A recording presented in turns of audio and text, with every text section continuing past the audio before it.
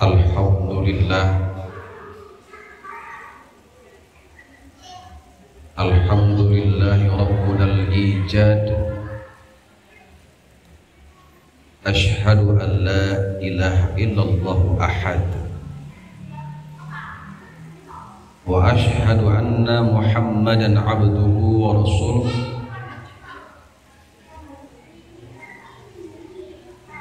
Allahumma salli wa sallim ala sayyidina Muhammad Syekhina al-awlad wa imamina al-awtad wa raisina al-bilad wa ala alihi wa ashabihi ajma'in, kulluhum fi haqqil imdad wal istimdad ala al-isti'adad ila yaumil mi'ad. Amma ba'd. Faya ayuhan nas, usikum wa nafsi bitaqwallah, faqad fazal muttaqun. Wa qala Allah ta'ala fi kitabih syarif, a'udzu billahi minasy syaithanir rajim. Bismillahirrahmanirrahim. Innal ladzina amanu wa 'amilus shalihati sayaj'aluhumur rahmanu wudda. Shadaqallahul azim wa sadaqan nabiyyul karim wa nahnu 'ala dzalika minasy syahidin wasyakirin. Saudara-saudaraku yang dirahmati Allah, bersyukur kehadirat Allah yang maha kuasa atas segala limpahan nikmatnya, kita dapat hadir di Masjid As-Sabri yang kita cintai ini. Salawat dan salam saya dan kita semua sampaikan kepada Sayyidina Muhammad sallallahu alaihi wasallam. Semoga berkah salawat membawa hidup kita menjadi bermanfaat. Ma'asyiral muslimin rahimakumullah. Pada Jumat kali ini izinkanlah khatib menyampaikan topik khutbah kita pada hari ini adalah hilangkan derita, tebarkan cinta.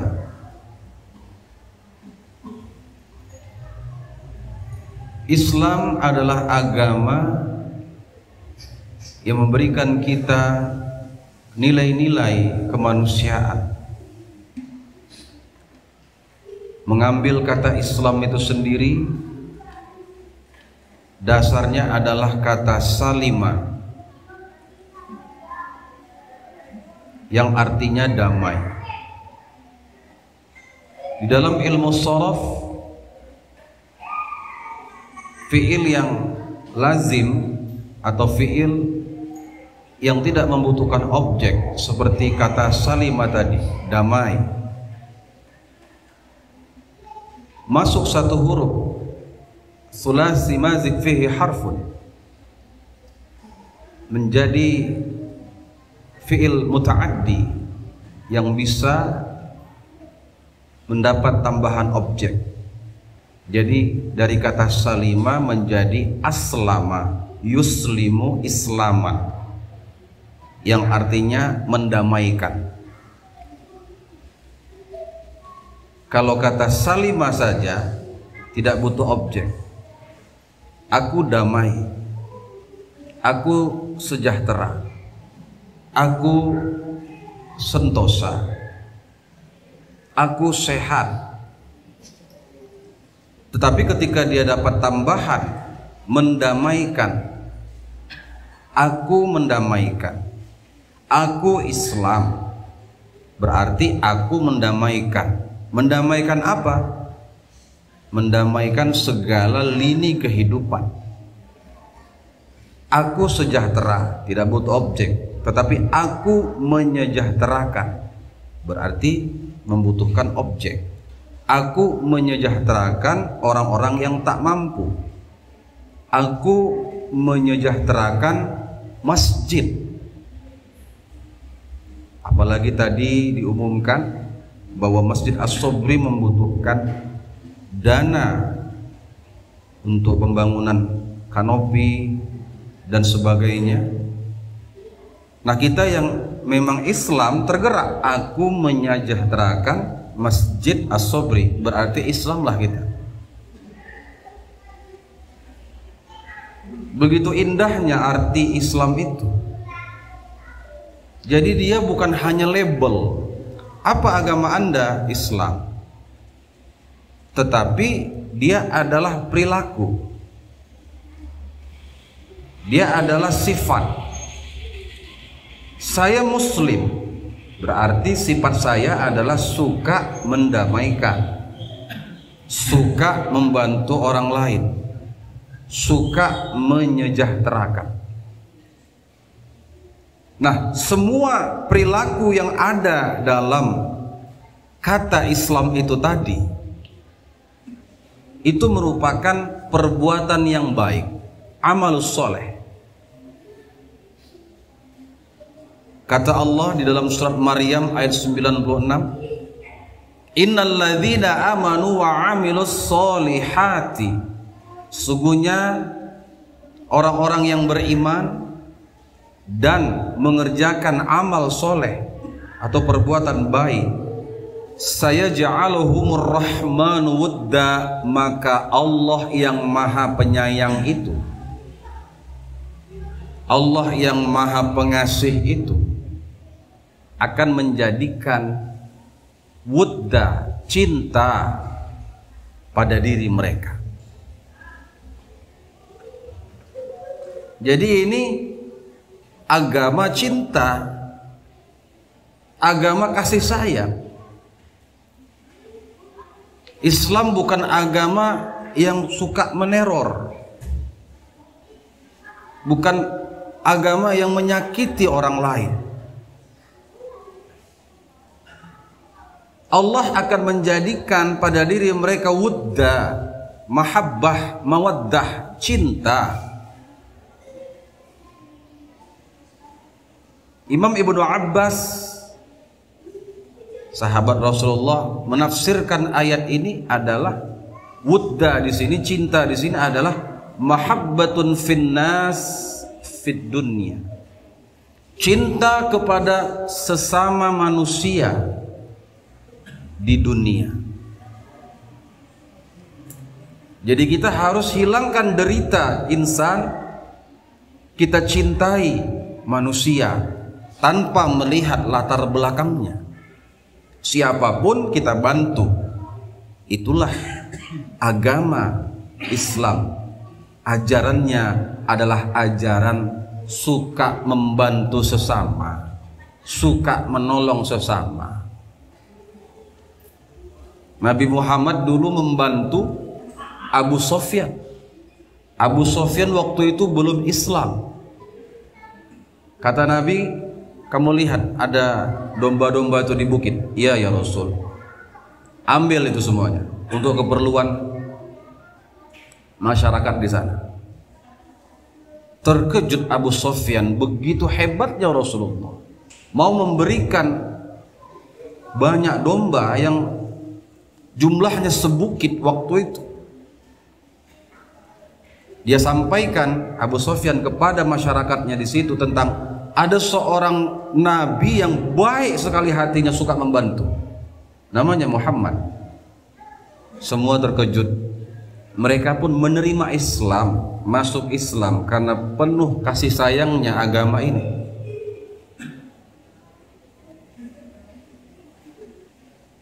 Hadirin yang dirahmati Allah dan dibanggakan oleh para malaikatnya. Jadi kita mengamalkan ayat tadi, surat Maryam 96, beriman dan beramal soleh. Karena Allah akan menerbitkan rasa cinta di hati mereka yang beriman dan beramal soleh tadi. Nah, kalau sudah terbit cinta itu, Imam Ibnu Ajibah Al-Husaini di dalam kitab tafsir Al-Bahrul Madid fi tafsir Al-Quranil Majid mengatakan, tawaddudun nas lil abdi dalilun ala qabulihi inda maulahu. Ketika seseorang hamba itu penuh cinta terhadap sesama manusia, itu tandanya dalilun ala qabulihi inda maulahu. Itu adalah merupakan bukti diterimanya dia di sisi Allah Subhanahu wa ta'ala. Jadi kita ini memang dituntut untuk memahamkan Islam kepada diri kita dan kepada lingkungan kita. Jangan sampai orang salah faham, antipati dan alergi dengan Islam ini.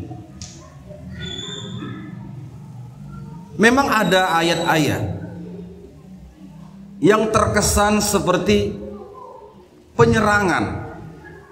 Misalnya dalam surat At-Taubah ayat 29. Wa qatilul ladzina la yu'minuna billahi wala yaumil akhir. Dan perangilah orang-orang yang tidak beriman kepada Allah dan orang-orang yang tidak beriman kepada hari akhir. Perangi orang-orang yang tidak beriman kepada Allah. Nah, jika ayat ini tidak difahami dengan baik, kita langsung mengamalkan itu lewat terjemahan. Ini yang berbahaya. Kita butuh ilmu. Waktu itu saya belajar tentang ayat-ayat itu di pesantren. Ada ayat yang menyebutkan, bunuhlah mereka, orang-orang kafir dimanapun mereka berada. Ada dalam surat Al-Baqarah itu. Jadi kami diberikan penjelasan oleh guru kami, itu ayat-ayat peperangan, ayat hirobah. Kondisinya pada waktu turun itu pada saat musuh hendak menyerang.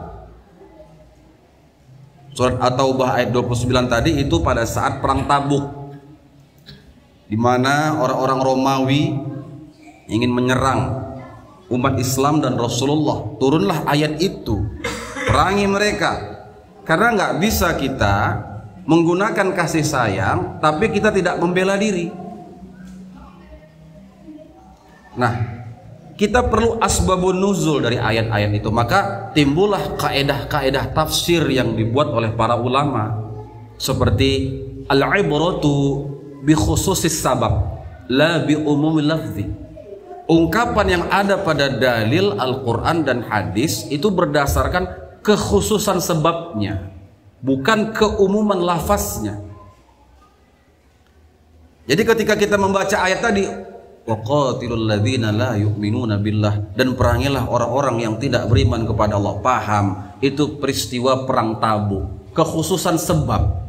Kenapa ayat itu turun? Karena pada waktu itu tentara-tentara Romawi hendak menyerang Rasul dan umat. Dalam kondisi damai, tentu ayat ini tidak bisa digunakan.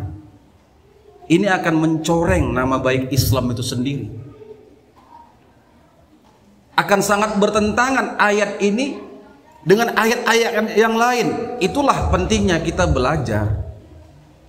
Contoh surat Al-Mumtahanah ayat 8. La yanhaakumullahu 'anil ladzina lam yuqatilukum fid din walam yukhrijukum min diyarikum. Allah tidak melarang kamu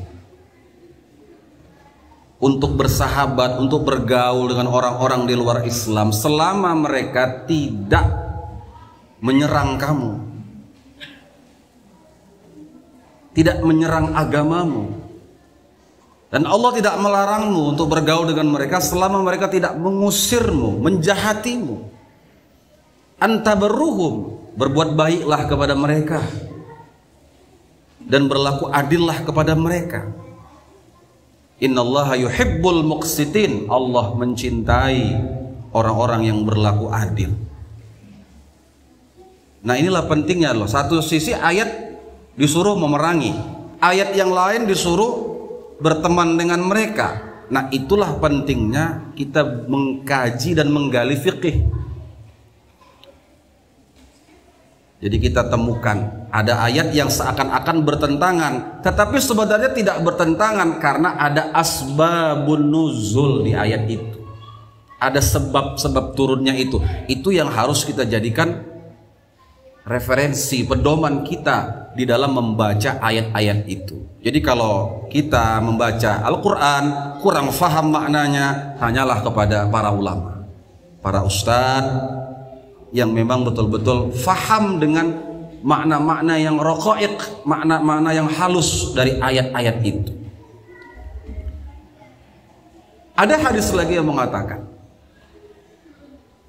kata Rasulullah sallallahu alaihi wasallam, awala adullukum ala syai'in idza fa'altumuhu tahabbabtum. Mau enggak kalian kusampaikan tentang sesuatu yang apabila engkau lakukan, apabila kalian kerjakan ini, maka kalian akan saling cinta mencintai. Mau ya Rasulullah, kata para sahabat. Apa itu? Afsus syalam bainakum. Tebarkanlah kedamaian di antara kalian. Hadis riwayat Muslim. Sesuai dengan kata Islam tadi. Afsus salam, tebarkan Islam, tebarkan salam, tebarkan kedamaian di muka bumi ini. Jangan kita menebarkan derita, jangan kita menyebarkan sengsara. Mari kita amalkan makna Islam itu menyerap ke saripati qalbu kita, sehingga kita benar-benar merasakan indahnya berislam itu. Kita ajarkan cinta ini kepada anak-anak kita, kepada generasi kita, kepada murid-murid kita. Ini loh nak, kamu memiliki agama yang hebat nak. Agama yang mengajarkan cinta, mawaddah, mengajarkan kasih sayang, warahmah. Kamu ajarkan kepada murid-muridmu bahwa nabimu adalah nabi yang penyayang. Wa ma arsalnaka illa rahmatan lil alamin. Tidaklah kami utus engkau ya Muhammad kecuali untuk menyebarkan rahmatan lil alamin, yaitu kasih sayang untuk semesta.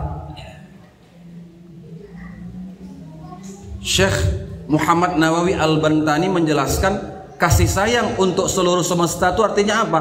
Seluruh alam. Alam tumbuhan, kita menyayangi tumbuh-tumbuhan. Itulah Muslim. Gak sembarangan kita menebang hutan sembarangan. Tahu kita akibatnya kalau menggunduli hutan secara serampangan dan sembarangan akan menyebabkan banjir yang hebat. Kita lakukan penghijauan, go green. Itu sebagai nilai agama yang kita anut, bahwa seluruh alam berada dalam kasih sayang Rasulullah, kasih sayang kita umatnya, termasuk alam tumbuhan, termasuk alam-alam hewan. Kita menyayangi hewan-hewan, tidak menyiksa binatang-binatang. Itulah Muslim. Alam apapun itu akan sampai kasih sayang di sana, dan itu merupakan sifat Allah Ta'ala. Rahmati wasi'at min ghadabi. Dalam hadis qudsi, rahmatku, kasih sayangku lebih luas daripada murkaku, daripada azabku, daripada marahku. Beruntunglah kita menerima Islam ini sebagai agama yang penuh dengan mawaddah warahmah. Semoga kita semua kembali nanti menghadap Allah dengan agama Islam, agama cinta ini. Wala tamutunna illa wa antum muslimun. Semoga bermanfaat untuk saya dan kita semua. Barakallahu li wa lakum fil Qur'anil azim wa nafa'ani wa iyyakum bima fihi minal ayati wa dzikril hakim wa taqabbal minni wa minkum tilawatahu innahu huwal ghafurur rahim.